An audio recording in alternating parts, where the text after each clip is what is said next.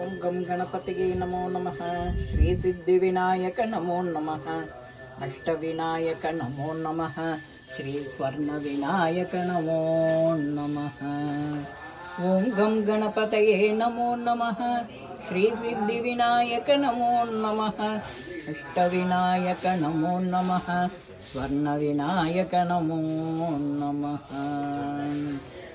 गुरुब्रह्मा गुरुर्विष्णु गुरुदेवो महेश्वरः। गुरु साक्षात् परब्रह्म तस्मै श्री गुरवे नमः। गुरवे सर्वलोकानां विषजे भवरोगिणां नितये सर्वविद्यानां श्री दक्षिणामूर्तये नमः।